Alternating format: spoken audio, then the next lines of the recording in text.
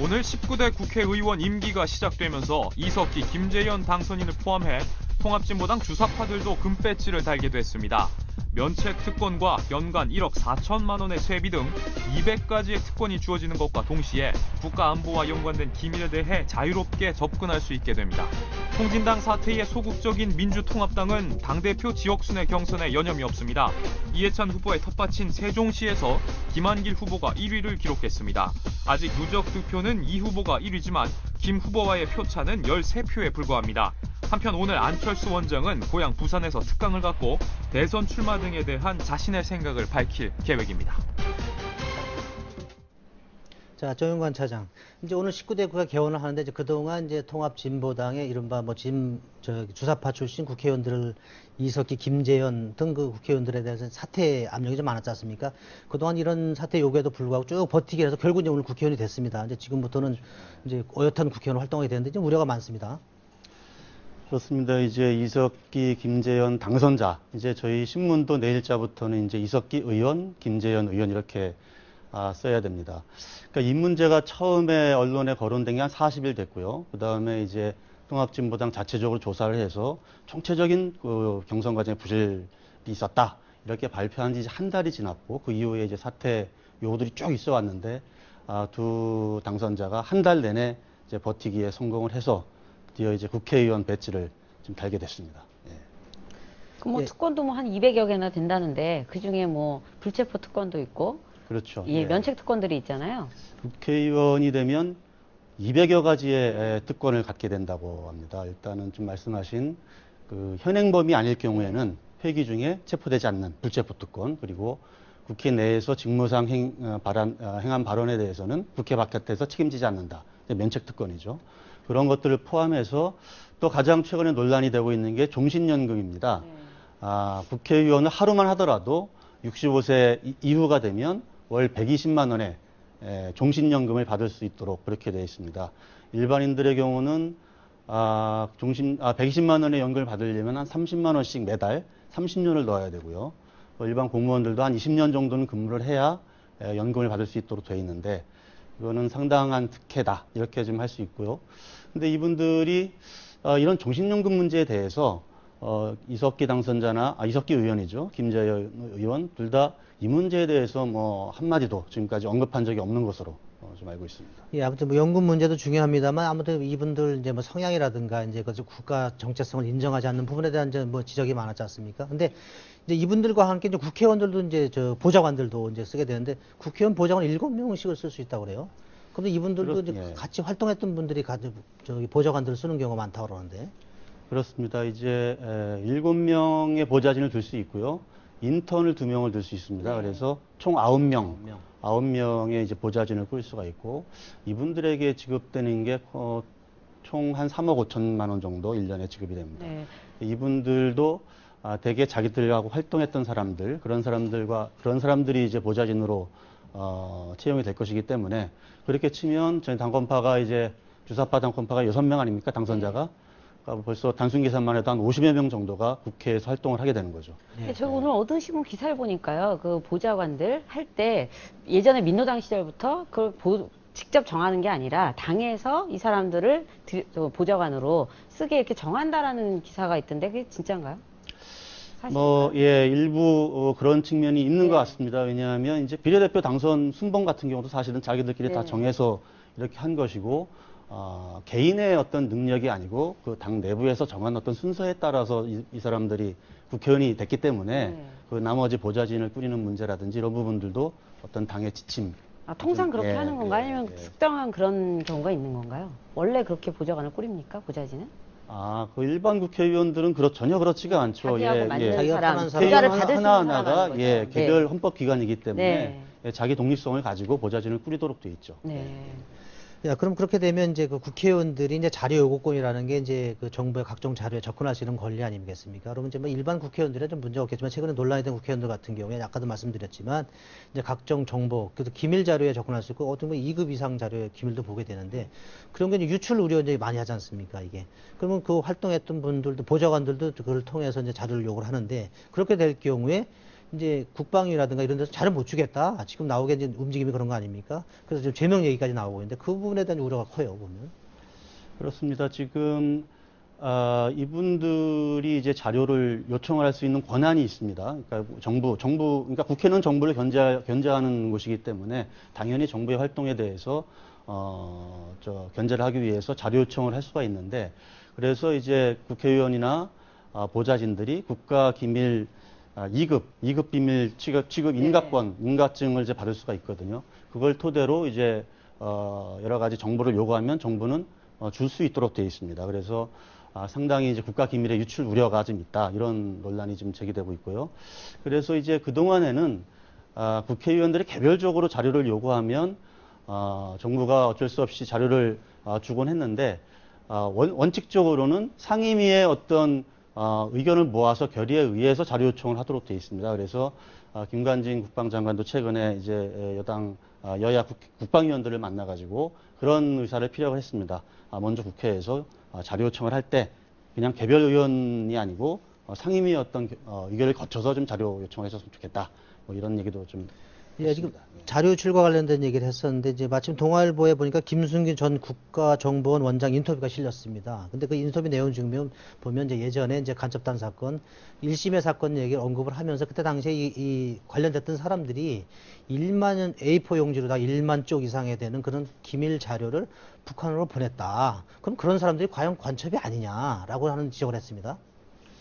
예, 저희들이 김순규 노무현 정부 시절에 네. 국가정보원장을 지내신 김순규 전 원장을 어렵게 인터뷰를 했는데요. 본인이 상당히 인터뷰를 좀 꺼려 했지만 여러 차례 설득 끝에 이분이 인터뷰에 응했습니다. 이분이 관심을 끄는 이유는요, 2006년 10월에 이제 사퇴를 했는데, 사퇴하기 직전에 이른바 이제 논란이 되고 있는 1심의 사건을 이제 수사 지시를 했고요.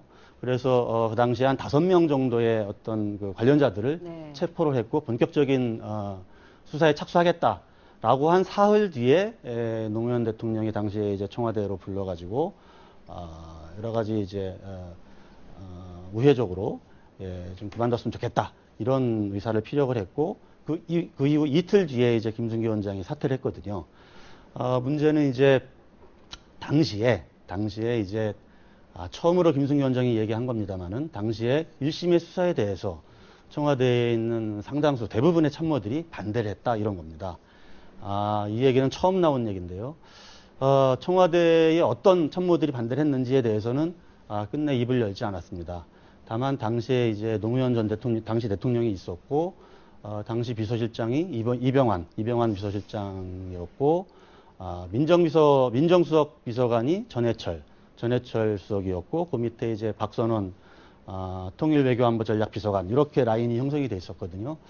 아마도 국정원과 업무적 연관성이 있는 부분은 그쪽들이기 때문에 그쪽 어딘가에서 어떤 압력들이 들어온 것 아닌가, 이렇게 추측은 해볼 수 있습니다만, 김순규 전 원장은 아직 그 부분에 대해서는 입을 열지 않고 있습니다. 예, 하여튼 인터뷰 내용 중에 보니까 이제 그런 대목 중에 들고, 이번 기회를 통해서 주사파의 실체를 알려진 게 그럼 다행이다, 이제 그런 말을 했습니다, 보니까. 그렇습니다. 예, 그 당시에 이제 그렇게 1심의 수사를 하다가 중도에 이제 본인은 그만두고 사퇴를 했는데, 그러고 그동안에 쭉 입을 다물고 있었거든요. 차라리 이번 사건을 통해서 주사파의 실체가 명확하게 드러난 게 그나마 어떤 국가 전체의 안보라든지 이런 점에서 다행인 것 아니냐, 이렇게 전직 국가정보원장으로서 그렇게 평가를 좀 했습니다. 예. 그럼 이제 이번에 좀 화제를 바꿔서 통합민주당 경선으로 가보겠는데요. 어저께 김한길 후보가 1위를 했잖아요. 예. 사실은 어저께 이슈토크에서 윤종구 차장 나왔을 때 이제 어떻게 보면은 본전이다. 이해찬 후보는 거기서 되면 본전일 수도 있다. 이런 얘기를 해서 저희가 좀 웃기도 하고 했었는데, 예. 의외의 결과라고 봐야 되겠죠? 그렇습니다. 왜냐하면 이제 어제 민주당 전당대회가 열린 그 지역이 세종시하고 충북이거든요. 세종시는 아시다시피 이해찬 지역구죠. 의원의 이제 지역구고, 이해찬 의원의 경우는 이제 본인이 어제 그 유세에서도 얘기를 했지만, 자기는 고향이 충남 청양이고, 네. 부모님 고향도 거기고, 이제 어머니 고향은 충주다. 충북 충주다. 그래서 순종 충청인이다, 이렇게 이야기를 네. 했었는데, 그럴 만큼 어쨌든 충청 지역은 이해찬 후보가 네. 좀 강세가 예상됐던 그런 지역이고 오히려 당연히 편차가 그래서 얼마일까가 관심사였었는데. 근데 어제 당연히 누적- 이해찬 후보가 될 걸로 봤는데 네, 누적 표수를 보니까 이제 네. 그 어제 같은 경우에 저 이해찬 후보가 1,755표, 그리고 이제 김한길 후보가 1,740표, 이제 불과 13표 차로 다 줄어들었습니다. 어제 그 전날이 81표였죠. 예, 그러니까 예. 이제 내일 아마 강원동과 시작이 되는데 거기서 아마 또 뒤바뀔 가능성도 있고요. 그러니까요, 지금 누적 투표 차이는 지금 13표 차이로 아주 좁혀졌는데요. 오늘 이제 강원, 내일 전북, 오늘인가요? 예, 네. 그렇게 좀 일정이 남아 있습니다. 근데, 일단은 김한길 후보가, 좀 승기의 어떤 바람을 탄 그런 형국입니다, 현재까지는. 그리고 강원과 전북은 아무래도 김한길 후보가 좀 더, 유리한 지역이 아니냐. 특히 전북의 경우는, 지금 현재 이제 문재인 이제 부산 지역에 근거지를 두고 있는 이제 문재인 대선 주자와 문재인에 반대되는 어떤 대선 주자들의 네. 싸움 구도로 돼 있지 않습니까? 근데 전북 같은 경우는 이제 정세균 의원이라든지 정동영 의원이라든지 이런 분들이 이제 활동의 공간이기 때문에 아무래도 그 사람들이 김한길 후보를 지원할 경우 김한길 후보가 오늘 내일 경선을 거치면서 역전을 할 수도 있지 않겠는가. 물론 최종 수도권 경선이 남아 있기 때문에 아직 최종 승부를 예단하기는 쉽지 않습니다만, 예, 김한길 후보가 오늘 내일 사이에는 누적 투표에서도 1등을 차지할 수 있지 않을까.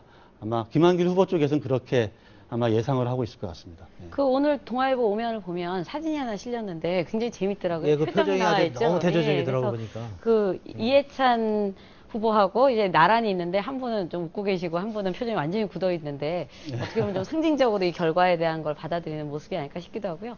예. 근데 오늘 어느 기사 보니까 이게 손학규 고문이 영향이 예, 좀 예. 있지 않았느냐 이런 얘기가 굉장히 많이 나와 있던데요. 앞으로 점점 더 영향이 커질 것이다. 예, 아무래도 손학규 분은 이제 경기지사도 지냈고 이제 수도권 네. 주자로 분류되는 분이고요. 특히 충북의 경우는 이제 현재 이시종 충북지사라든지 그 도당위원장으로 선출됐던 전 국회 부의장을 지냈던 분이죠. 홍재영. 이번에 이제 낙선해서 전 의원이 되시겠지만 그런 분이라든지 이런 분들하고 사실은 좀 가까운 사이인 것으로 알려져 있습니다. 그래서 아마 손학규 후보의 어떤 보이지 않는 그런 영향력이 김한길 후보의 어떤 승리의 네. 어떤 밑거름이 됐던 거 아니냐 이런 분석도 좀 나오고 있습니다. 예. 어제 제가 그 MBC 토론을 보니까 이제 그 민주당 당대표 경선 그 주자들이 다 나왔습니다. 근데 그 중에 보니까 어제 이해찬 후보하고 그 김한길 후보가 역시 거기서도 신경전이 굉장히 팽팽하더라고요. 그래서 그 이바꾸다 이제 이해찬 박지원 그 담합론 이거에 예. 대해서 왜 이렇게 끈질기게 문제 제기하느냐 이제 당의 비전을 제시하고 좀 승부를 하자라고 이제 하니까 김한길 후보는 계속 그 부분에서 문제를 따지고 들어가서 이해찬 후보가 어떤 신경질적인 반응도 보이던데 그 부분에도 이 득표 활동하는데 굉장히 많이 먹히는 것 같아요 보면. 그렇습니다. 애초에 이제 이해찬 박지원 담합론부터 이제 이해찬 후보 쪽에서는 이제 꼬이기 시작한 거죠. 그쪽에서는 일종의 이제 노무현 세력과 김대중 세력의 어떤 시너지와 관련된 어떤 큰 대선 기획을 하자는 거지 우리가 무슨 당권 자리를 나눠 먹자는 그런 담합이 아니다. 이게 이제 이해찬 후보의 이제 논리인데 그분들은 그렇게 생각하지만 나머지 후보들은 그게 자리 나눠 먹기가 아니고 뭐냐. 이렇게 이제 반대 전선이 형성이 된 거고요. 그래서 그렇기 때문에 최초에 이제 울산에서 경선이 이루어졌습니다. 그때 놀랍게도 김한길 후보가 이제 승리를 했고요. 그 다음에 이제 그 이해찬, 박지원 담합을 그걸 꼭 담합으로 볼 게 아니다. 이렇게 스탠스를 보였던 문재인 고문의 어떤 지역구인 부산에서는 이해찬 후보가 또 압승을 했지만 나머지 지역에서는 전부 이제 김한길 네. 후보가 지금 이기고 있는 그런 상황입니다. 예.